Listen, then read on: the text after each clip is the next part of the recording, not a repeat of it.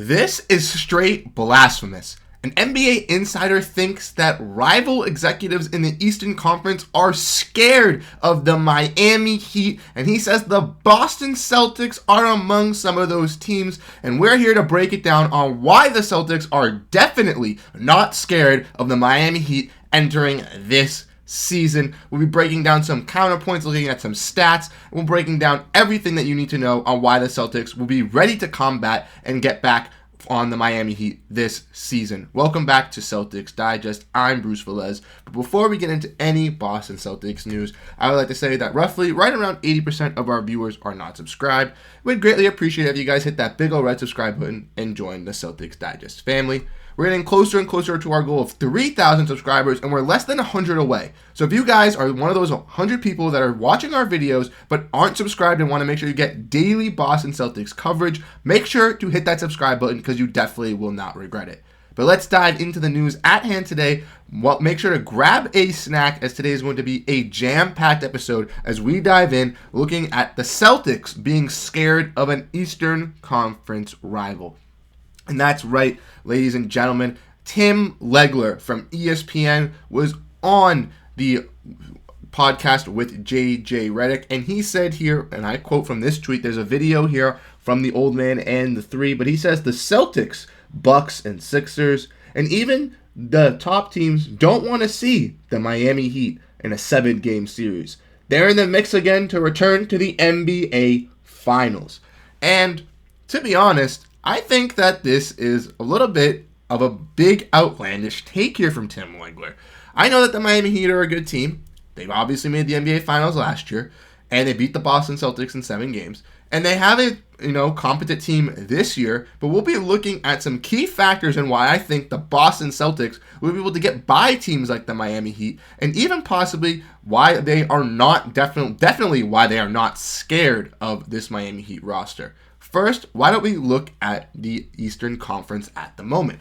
As you guys can see, the Boston Celtics atop of the Eastern Conference at 28-8 and have a 3.5 game lead over the Milwaukee Bucks. If you want to look down a little bit, you can see Bucks, 76ers. The Knicks been on a tear since they've gone OG and OB 5-0. But then after that, you see the Miami Heat in 5th place. Now, Miami Heat, obviously a talented team. They made the Eastern Conference Finals last year, back-to-back years, and they've had a little bit of a rivalry with the Celtics. But if we want to look, they're tied with the Pacers and the Cavs for 5th spot. Only a half game above the Magic. And then if you look at that, they're only around 5 games above the Bulls. Now, obviously, these top 8 teams are kind of like locked in at this moment to be the top 8 contending teams. But the Heat are as close as they are to getting the 8th seed as they are close to getting the 4th seed. So it's a very close race with this Miami Heat team.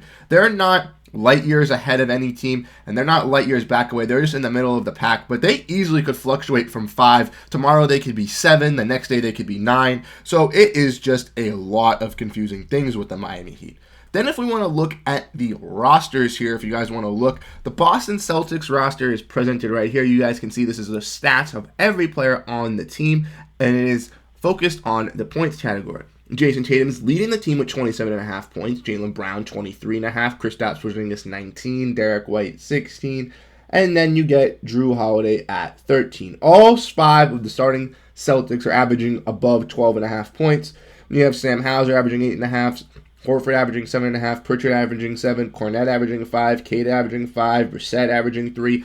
Right around 9 to 10 players can at least average 10 points. If we want to look at the Miami Heats, we can see that obviously a guy in Tyler Hero has stepped up for them and been a big piece for them scoring-wise at 22 points. But after that, Bam Adebayo, 22, Jimmy Butler, 21. They have 3 20-point-per-game scorers.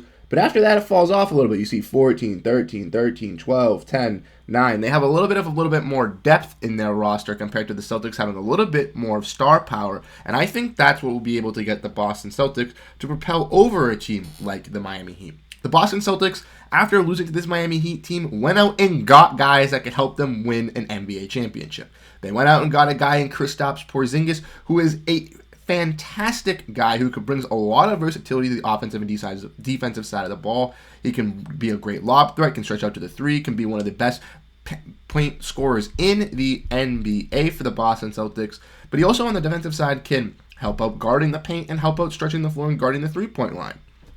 A guy in Jrue Holiday, who the Miami Heat were desperately interested in when he was on the trade rumors, when he got traded to the Blazers, went to the Boston Celtics, and basically is a better Marcus Smart for the team, better assister, better rebounder. Also realizes that he doesn't need to depend on his shots as much as Marcus Smart. Is a little bit more lenient with giving the ball up to the other star players on the Boston Celtics, which helps out this Celtics team. Team like the Miami Heat lost key pieces to this roster. They lost Gabe Vincent, who was a big piece for their run in the finals last year. They lost a guy. They lost plenty of other guys as well. They do have a nice guy in Jaime Jaquez Jr., who has been a steal for them in the draft. But a guy like Caleb Martin, who turned out very big for them in the playoffs versus the Boston Celtics, hasn't had the greatest start of the season this year. And even though their shooters have gotten a little bit better, they've had guys like Tyler Hero, who's gotten better as a scorer this year. A guy in Duncan Robinson has been a more consistent this year from the three-point range than he had in recent years. But in my personal opinion, I don't believe that the Miami Heat have enough star power to beat this Boston Celtics team.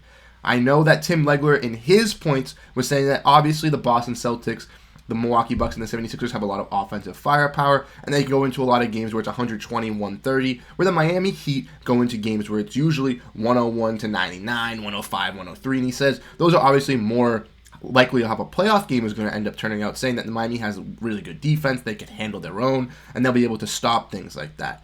But his points kind of are redundant because if the Boston Celtics have all this star power, they can just unleash against the Miami Heat and go off for 120, 130. And if the Miami Heat can't generate enough offense to combat with that, then they're automatically going to lose those games. Plus, the Boston Celtics are one of the top teams in the NBA to have a top offense and top defense. It's not like the Boston Celtics are one of the teams that have just a dominating offense or just a dominating defense. They have a lot of guys that can do both. Guys like Jrue Holiday, Derrick White especially, both are fantastic on both sides of the ball. Same thing with Kristaps Porzingis, Jaylen Brown, Jayson Tatum. They add a lot of elements. Al Horford especially is one of the biggest glue guys for this Celtics team, and he can do the same thing. Personally, though, I want to know your guys' thoughts and opinions in the comment section down below. Let me know what you guys think. Do you guys think that the Boston Celtics and other teams like the Heat and the Bucks are scared of the Miami Heat? Because personally, I don't think so. I think the Miami Heat, if they do not make a move to get another star at this trade deadline, just are not going to have enough power to get through some of these teams in the Eastern Conference. We've already seen the New York Knicks add OG Anunoby, like I mentioned in the beginning of the video, and they're 5-0 since they're adding him.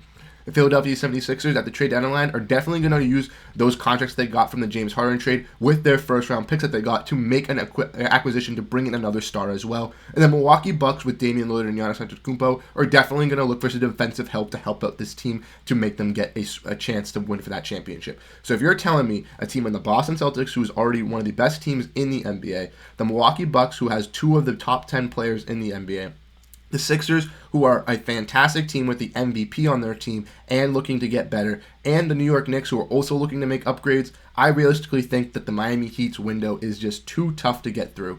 Yes, they've had a lot of injuries, but so have other teams as well in this league. And honestly, them not trying as hard in the regular season to get a top seed might actually hurt them this year compared to last year. A lot of these teams are not going to obviously be healthy and want to compete, and they might not run into a team like Milwaukee Bucks who lose Giannis in the first round. So it will be definitely difficult, I believe, for this Miami Heat team to get out of the Eastern Conference this year. But I want to know your guys' thoughts and opinions on that topic. Thank you guys so much for tuning into this episode of Celtics Digest. The Celtics take on the Minnesota Timberwolves tonight, which will be a fantastic game as the Celtics look to keep their home win streak record alive, and they have a back-to-back versus the Milwaukee Bucks tomorrow. So we've got some intense Celtics basketball in the next couple of days to break down for you guys. Thank you guys so much for tuning into this episode, and I'll catch you guys in the next one. I'm Bruce Veliz. Peace out.